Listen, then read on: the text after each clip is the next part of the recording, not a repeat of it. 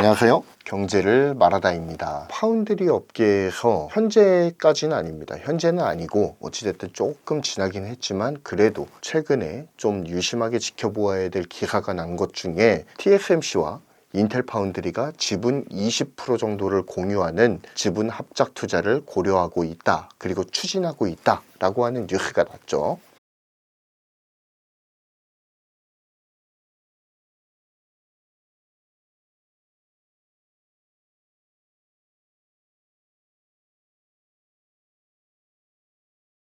업계가 워낙 빠르게 돌아가니까 요즘 같은 때는 2주 전이라고 해도 꽤 오래된 뉴스처럼 다가오는 게 지금이죠. 그리고 루머로 밝혀지긴 했지만 미국의 글로벌 파운드리즈 그리고 대만의 UMC와의 합병이 추진되고 있다라고 하는 루머성 기사도 올라오기도 했죠. 물론 그것은 최종적으로는 루머로 밝혀지기도 했습니다만 말입니다. 자, 현재까지의 파운드리 구도를 한번 살펴보자 라고 한다면 7나노 이하 첨단 파운드리는 TSMC, 삼성, 그리고 인텔 이렇게 3파전이 이루어지고 있는 중이고요. 7나노 이하 레거시 파운드리에서는 SMIC, UMC 그리고 글로벌 파운드리즈가 서로 유사한 수준의 파일을 나누어 먹으면서 파운드리 생태계를 형성하고 있습니다. 현재 파운드리 생태계를 한마디로 종합하자면 TSMC 강 그리고 나머지의 약으로 이렇게 정리가 될 수도 있겠는데 어찌됐든 좀 아쉬운 점은 이전에는 그래도 TSMC 강 삼성, 중, 나머지 약 이렇게 갈라지기라도 했는데 지금은 그마저도 아닌 게 돼버렸다라는 게 참 가슴이 아프죠. 그런데 인텔이 절대 강자 TSMC와의 조인트 벤처에 잠정 합의했다 라고 하는 기사가 뜨고 두 회사는 아직 어떤 입장도 내놓기 어려워하지만 합병설이 꾸준하게 제기되고 있는 4위 UMC 그리고 5위 글로벌 파운드리즈의 합병설이 또 수면 위로 올라왔단 말이죠. 물론 루머로 확인됐지만 말입니다. 그러면서 분위기상으로 난립되어 있던 파운드리 산업 내에서도 살아남기 위한 합종연행이 진행이 되고 있다라고 하는 것에서는 이견을 제기하기 힘들 거라는 생각이 듭니다. 합종연행에 대한 이야기가 바쁘게 오고 가고 있는 것만큼은 분명한 사실이니까요. 자, 그렇다면 현재 급물살을 타고 있는 파운드리 합종연행의 움직임은 어떤 의미를 가지며 이것이 우리나라의 최대 파운드리인 삼성전자에 미칠 영향은 무엇인가에 대해서 절대 강자 TSMC와 병자 파운드리 인텔이 서로 적과의 동침을 꿈꾼다 라고 하는 제목으로 한번 살펴보도록 하겠습니다. 자, 지금 트럼프 때문에 난리죠. 현존 파운드리 최강자 TSMC 또한 트럼프 때문에 골머리를 앓고 있습니다. 왜냐면 트럼프가 중국 반도체가 아닌 대만과 한국 등 기존의 반도체 제조 강국들을 정면으로 지적하면서 제재할 것이다 라고 계속해서 입나발을 불고 있기 때문에 골치가 아픈 거예요. 게다가 TSMC를 향해서는 그리고 대만을 향해서는 아예 노골적으로 우리 미국의 반도체 산업을 훔쳐갔다라고까지 이야기를 했잖아요. 이렇게 트럼프의 노골적인 비난 수위가 날이 갈수록 높아지고 있는 상황입니다. 그리고 이렇게 으름장을 놓던 트럼프는 다분히 인텔을 염두에 둔 발언을 던지기도 했는데 우리가 너무나도 잘 아는 바와 같이 TSMC가 인텔 파운드리 부문을 인수할 것이다 라고 떠들고 다니기 시작한 거예요. 이후에 TSMC는 어떻게 움직였습니까? 지난 3월에 미국의 대규모 투자 계획을 발표했죠. 약 1,000억 달러 이상을 투자해서 최첨단 반도체 제조 시설을 건설하겠다라고 밝힌 것입니다. 여기에는 차세대 최첨단 공정으로 불리는 1나노급의 라인도 포함되는 것으로 알려져 있어요. 그렇기 때문에 지금 업계에서는 TSMC가 N-1 정책을 벌였다라는 말까지 나오고 있습니다. N-1이라고 하는 건 뭐냐면 TSMC가 미국을 위시해서 외부로 팹시설을 계속해서 내보내면서 대만 내에서 굉장히 불안한 기류가 감지가 되었습니다. 왜냐하면 대만 같은 경우에는 여러분께서도 너무나도 잘 알고 계시겠지만 TSMC를 호국 신산이라고 불러요. 왜냐하면 TSMC가 대만 곳곳에 생산기지를 두고 있기 때문에 중국이 공격을 하려고 해도 TSMC가 버티고 있는 한 미국이 적극적으로 개입을 해줄 것이다 라고 하는 기대감이 있었기 때문에 그렇다라는 것입니다. 그런데 트럼프 1기를 지나 2기를 거치면서 계속해서 트럼프가 TSMC에게 압력을 가하는 거예요. 너네 미국에 투자 안 하면 너네 날린다 라는 식으로 계속해서 압박을 하기 시작하니까 TSMC가 지난 1기 때는 미국에 팹을 지었죠. 현재 지금 돌아가고 있지 않습니까? 그리고 2기 때는 1,000억 달러 더 투자하겠다.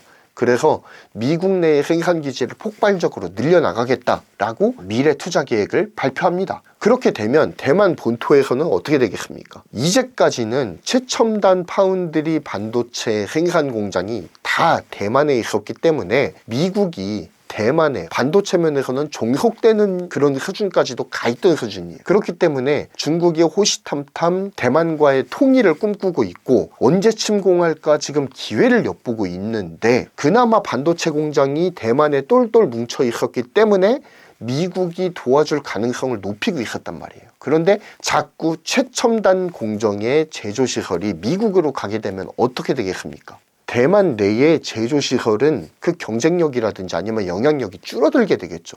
만약에 중국이 대만을 쳤을 때 미국이 개입할 여지가 작아진다라는 거예요. 그렇기 때문에 TSMC에서 무엇을 주장했습니까? N-1을 주장했다라는 것이거든요. TSMC가 미국에 공장을 짓긴 하지만 최첨단 공정은 언제나 대만에서 시작이 될 거야. 그리고 미국에서는 대만에서 제조되는 것보다 한 단계 낮은 공정이 제조가 될 거야 라고 이야기를 해왔습니다. N-1 전략이라고 하는 것이 바로 이거예요. 그런데 이번에 1,000억 달러 이상의 투자를 발표하면서 최첨단 공정도 미국 내에 짓게 될 것이다 라고 선언하면서 N-1 전략이 최종적으로 폐기되었음을 알리게 되었습니다. 그리고 더욱 충격적인 것은 인텔과 TSMC가 합작 투자를 발표했다라는 거예요. 잠정 합의에 이르렀다라고 발표가 되었지 않습니까? 지난 4월 3일 경영난을 겪고 있는 인텔 파운드리 부문과 TSMC는 합작회사를 설립하기로 잠정 합의를 했다고 IT 전문 매체인 디인포메이션이 보도를 했습니다. 인텔과 TSMC 양사 경영진은 최근 인텔 파운드리 부문을 공동 운영할 합작회사를 설립하는 데에 잠정 합의했다라고 밝히고 있습니다.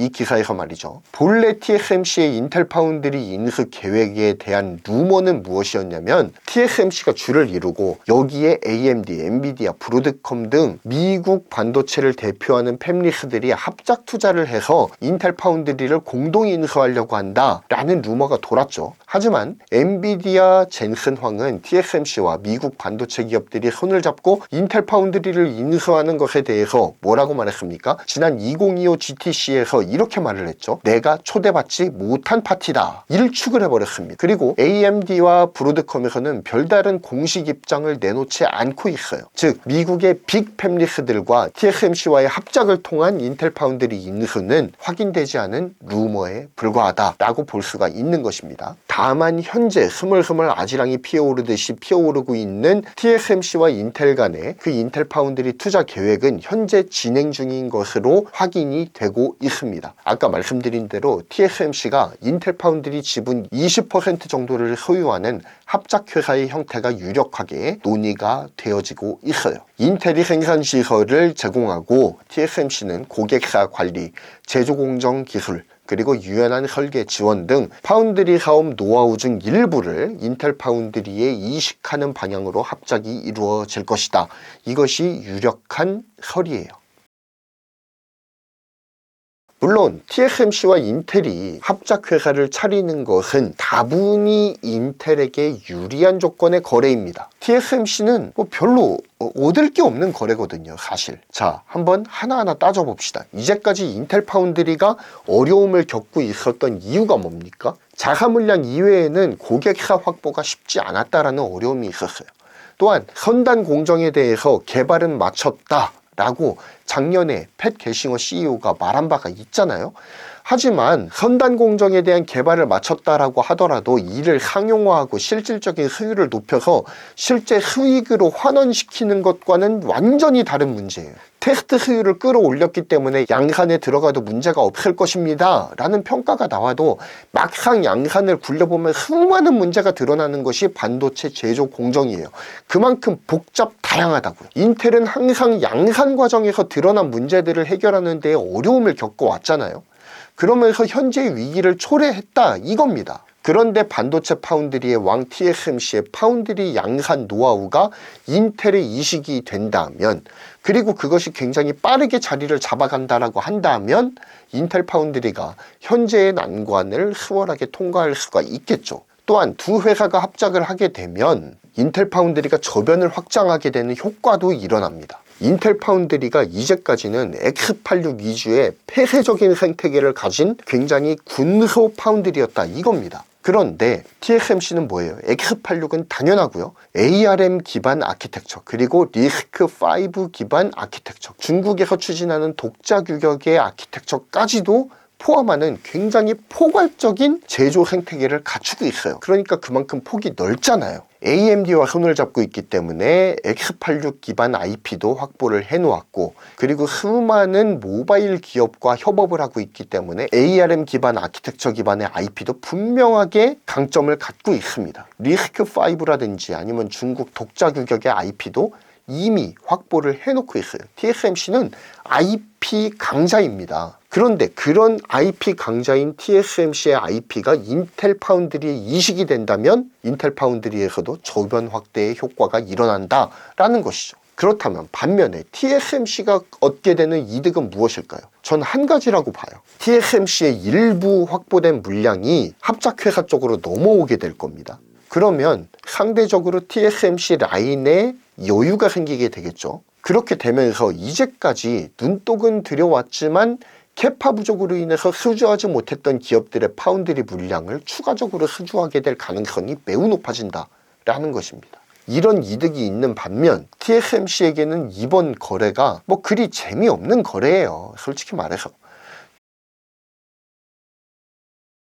TSMC는 이번 합작 투자를 통해 아마도 굉장히 큰 손실을 보게 될 가능성이 높습니다. 게다가 이번 합작 투자는 그냥 단순한 지분 합작이 아니에요. TSMC의 양산 노하우를 인텔에 전수하는 개념이라 이겁니다. 이 과정에서 TSMC의 파운드리 노하우 유출은 불을 보듯 뻔하고요. 또한 이제까지 인텔 파운드리는 X86 위주의 폐쇄적인 생태계를 갖추고 있었는데 ARM 기반이나 리스크5 등 새로운 아키텍처에 대한 제조 노하우가 부족했다 이거죠.